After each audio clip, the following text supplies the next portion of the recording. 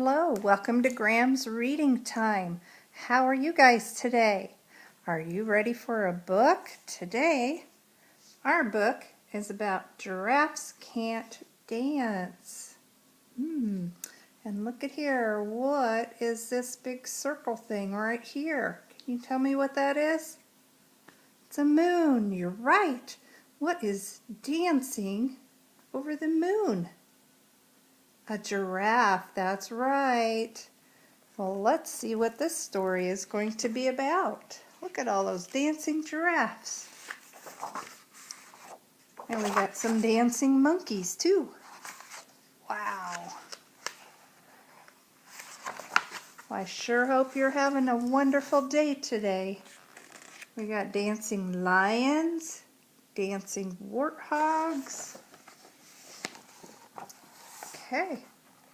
Look at there, look at all the pretty colors. We have a tree. This tree grows in Africa, and that's where a lot of zoo animals live too, like giraffes and elephants and hippos and lions.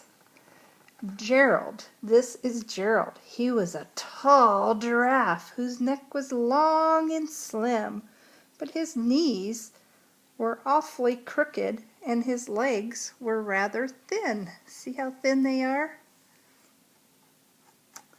And what is he eating? He's eating leaves that are way up high. God created giraffes with long necks so they could reach up high in trees and eat what short animals cannot eat. And there's Gerald. Look, what does Gerald see right here? Can you tell me what that is? A butterfly, that's right. Do you like butterflies? I do too.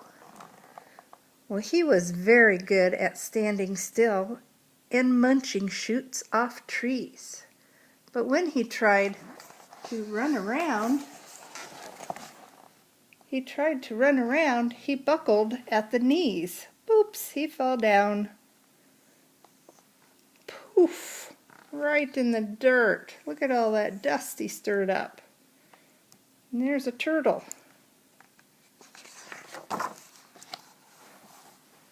Here, now every year in Africa, they hold the jungle dance, where every single animal turns up to skip and prance. Let's see what all kinds of animals we have here. We have 2 giraffes, we have 2 lions, we have, I think these are maybe gazelles. And there's some, wildebeest maybe. We have some hippopotamuses, an elephant. We have some laughing hyenas, some dancing leopards. We have some lizards. And we have some monkeys. And we have Gerald. And this year, when the day arrived, poor Gerald felt so sad because when it came to dancing, he was really very bad. He couldn't dance very good. Well, I know Eva can dance. She's good at dancing. The warthogs started waltzing, and the rhinos rocked and rolled. The lions danced a tango. Do-do-do-do-do. They're having fun. Look who's sitting watching them. A mouse. Do mice like lions?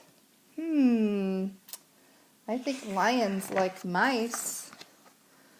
The chimps all did a cha-cha with a very Latin feel. Do-do. And 8 baboons then teamed up for a splendid Scottish reel. They're all having fun. Dancing is lots of fun. Gerald swallowed bravely, and he walked towards the floor. But the lions saw him coming, and they soon began to roar. Hey, look at clumsy Gerald, the animals all sneered. Giraffes can't dance, you silly guy. Oh, Gerald, you're so weird. Well, I don't think that sounds very nice to tell anybody, does it? No, that wouldn't be nice. I think Gerald is feeling sad. Gerald simply froze up. He was rooted to the spot. He couldn't move. They're right, he thought. I'm useless. Oh, I feel like such a clod. So he crept off from the dance floor and he started walking home. He'd never felt so sad before, so sad and so alone. His friends weren't very nice, were they? No. Then he found a little clearing, an opening in the trees. He looked up at the sky. The moon can be so beautiful, he whispered with a sigh. Excuse me, coughed a cricket who'd seen Gerald earlier on. But sometimes when you're different, you just need a different song. There's the cricket. See him? He's got lots of legs, but he's being a nice friend to Gerald, making him feel better. Listen to the swaying grass and listen to the trees. To me, the sweetest music is those branches in the breeze. When you go outside when it's fall right now and the leaves are falling off the trees, and if you just sit quietly and listen to the wind blow the leaves, that's some music right there. You try that sometime when you're sitting outside and see what music you hear from the trees and the leaves falling and rustling in the wind. So imagine that the lovely moon is playing just for you. Everything makes music if you really want it to.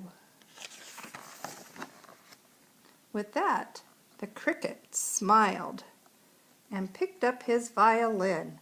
Then Gerald felt his body do the most amazing thing. His hooves started shuffling and making circles on the ground. His neck was gently swaying and his tail was swishing around. See all that? Gerald was feeling some music. Yeah. He threw his legs out sideways and he swung them everywhere. Then he did a backward somersault and leaped up in the air. Oh, Gerald is feeling so happy. Gerald felt so wonderful. His mouth was open wide. I'm dancing. Yes, I'm dancing. I am dancing, Gerald cried. And there's all his friends that said he couldn't dance. We got the hippo, and the lion, and there's an owl, and some of the other friends that were, and the elephant. Then one by one, each animal who'd been there at the dance arrived while Gerald boogied on and watched him quite entranced. Look at Gerald, he's so happy he knows how to dance. They shouted, "It's a miracle! We must be in a dream. Gerald's the best dancer that we've ever seen." How did you learn to dance like that? Please, Gerald, tell us how. But Gerald simply twirled around and finished with a bow. Yes, he was so happy. And look, they threw flowers because he did so good. They were cheering him on. Then he raised his head and looked up at the moon and stars above. We all can dance, he said, when we find music that we love. And look at there, they see the stars and the moon, and they are all happy. Well, that is the end of the story about Gerald the dancing giraffe. Well, I hope you have time to dance today and go outside and hear what music you might hear in the wind, in the grass, the birds, and sometimes other things are making noise. Just stop and listen. All right, hope you enjoyed the book, and we'll see you again. Love you. Bye-bye.